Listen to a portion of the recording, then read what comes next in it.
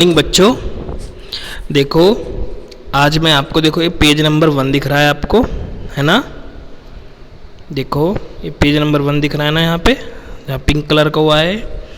तो देखो आज मैं आपको हेरिडिटी एंड एवोल्यूशन के बारे में इसमें एवोल्यूशन आपका कट हो गया है, हेरिडिटी बचा है जो आपका न्यू रिवाइज्ड सिलेबस है ना।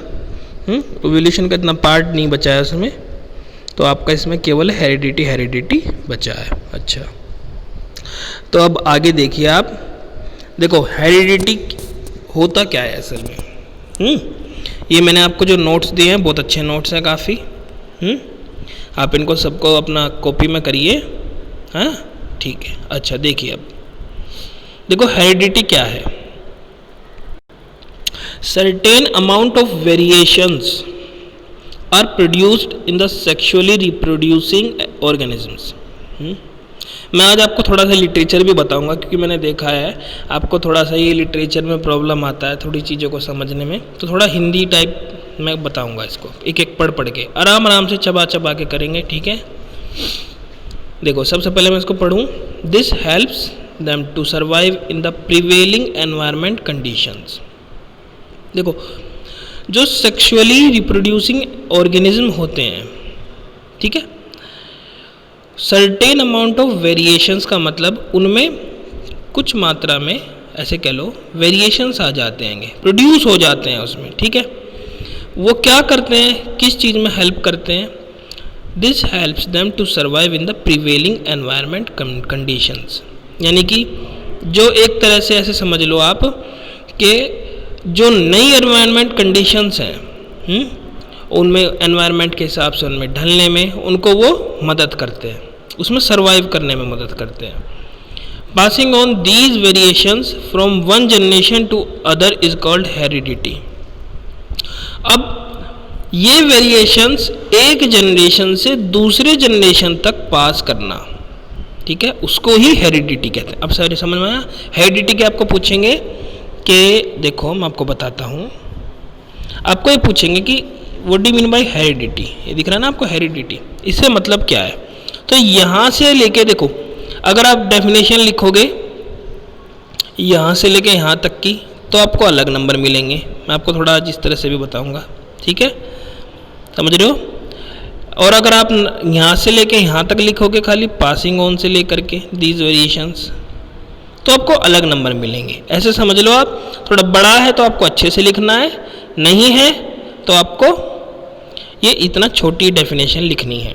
अब देखो, the long term accumulation of variations leads to evolve a new species. अब ये जो एक्यूमुलेशन होता है, जो वेरिएशंस है उनका एक्यूमुलेशन होता है जो वो क्या करता है, वो leads to evolve a new species. वो एक नई स्पीशीज़ जो है उसका जो रिजल्ट निकल के आता है वो क्या आता है, उस एक नई स्पीशीज़ आती है उससे। अब ठीक है, अच्छा, अब इसको क्या कहते हैं, evolution, which is a complex process and occurs over a long period of time. यानी कि आप ऐसे समझ लो इस चीज़ को कि जो लॉन्ग टर्म एक्यूमुलेशन होता है वेरिएशंस का, जैसे पास होते रहना, ठीक है, उसके बाद कहीं जाकर के जनरेशन टू जनरेशन एक नई स्पीशीज़ इवॉल्व होती है, ठीक है। जैसे कि हम लोग पहले ऐसे बंदर थे, है ना, पूरी थ्योरी है ना उसकी। तो धीरे धीरे हमने क्या किया, नुकीला जो हथियार होते हैं ना वो बनाने शुरू किए। उसके बाद हम और आगे होते गए तो इवॉल्व होते गए। उसके बाद एक हमारा ये पहले पूंछ भी थी हमारी, उसके बाद अब नहीं है। जैसे अपेंडिक्स होती है ना हमारी, अपेंडिक्स का ऑपरेशन कहते हैं ना होता है, तो उसी तरह से जैसे आप ऐसे समझ लो अपेंडिक्स क्यों कहा मैंने, पूंछ का कोई यूज़ नहीं है। ऐसे ही अपेंडिक्स भी हमारे जो होती है उसका कोई यूज़ नहीं होता, लेकिन वो अभी भी है। तो हम इवॉल्व होते गए, उसके साथ साथ वो हमारी वो चीज़ें ख़त्म होती गई, ठीक है। अच्छा, तो वो एवोल्यूशन आपके थोड़ा समझ में आया। अच्छा, इतना ज़्यादा नहीं है इसमें, 10th का जो अपना यहाँ सिलेबस है तो आपका कम ही है उसमें। अब देखो हेरिडिटी वाले में, हेरिडिटी आपका मेन है। हेरिडिटी और मेंडल्स का कंट्रीब्यूशन, आपने ये नाम सुना है ना, नहीं सुना है तो अभी के भी देख लो, इसको याद रख लो। हेरिडिटी और मेंडल्स कंट्रीब्यूशन। मेंडल ने ही इसका सारा ना लेखा जोखा सब जो भी कुछ था इसमें मेंडल का कंट्रीब्यूशन था। ठीक है, समझ रहे हो?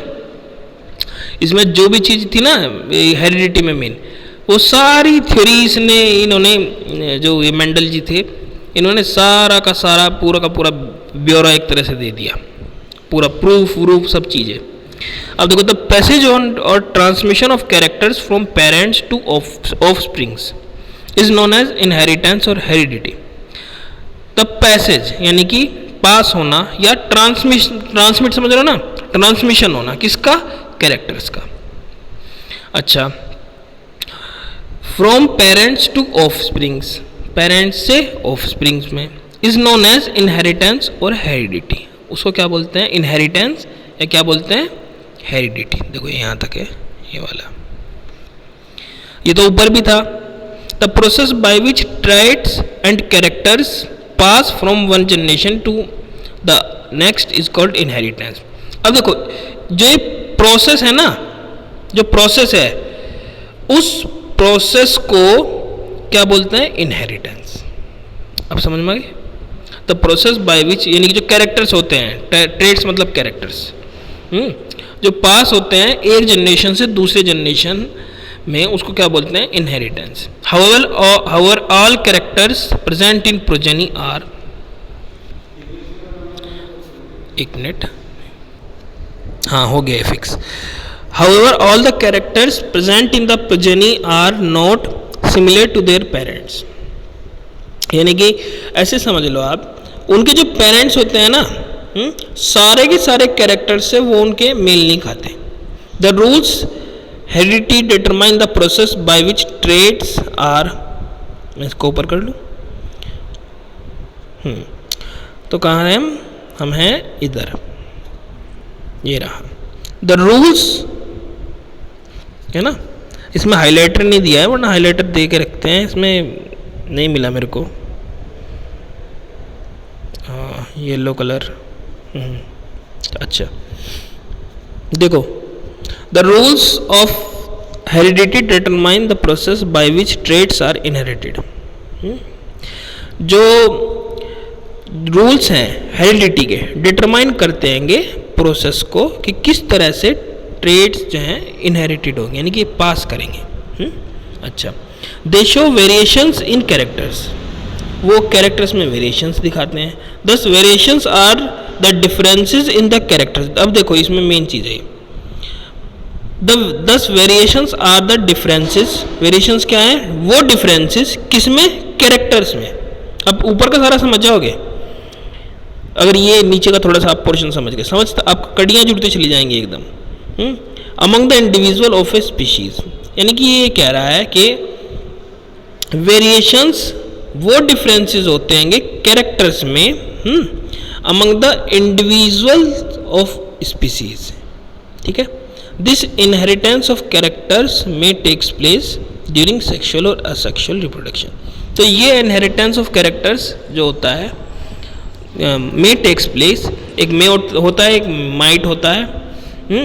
तो इसमें माइट में जो परसेंटेज होती है होने की पॉजिटिविटी, वो 10% होती है। इस तरह से वर्क करता है वो मे और माइट।